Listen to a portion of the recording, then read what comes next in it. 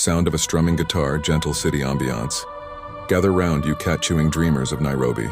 Settle here in the Arboretum under the shade of these old trees and listen. Forget the traffic, forget the hustle. Tonight your bard has a story for you. A story of a man named Otero. A man who was a whale of love, destined to drown in it.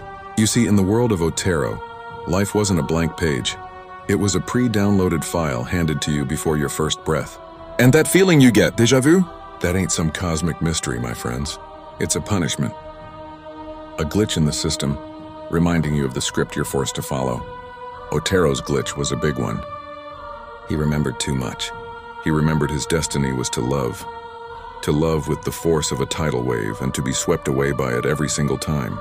His life was a blur of motion, a constant journey.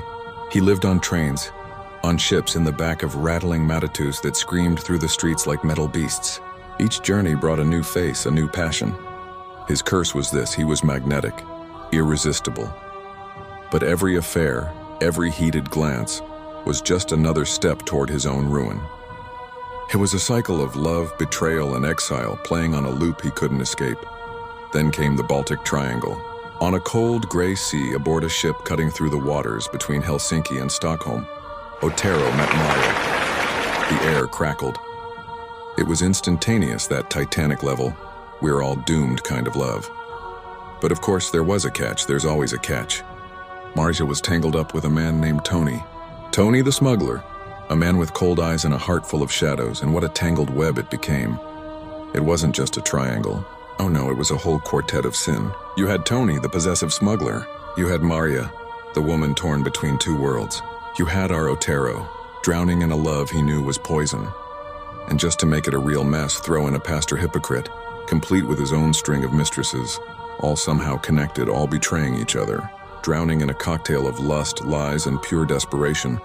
But where did this curse begin? Why was Otero doomed to be a magnet for trouble? It all goes back to a smell, the smell of roasted rat. His first love, a girl named Maria, left him because of it.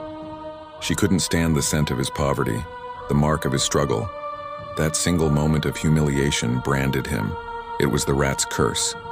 It gave him the power to attract endless love, but took away his chance to ever truly belong, to ever find a home. He was sentenced to a life of passionate exile. Back on that ship, the inevitable storm hit. Tony, consumed by jealousy, cornered Otero and Maria. He was going to end it right there on the cold deck. But in the chaotic scuffle, Otero grabbed the first thing he could find. An ice bucket, one swing.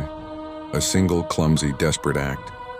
And Tony the smuggler fell, his story ending in a moment of absurd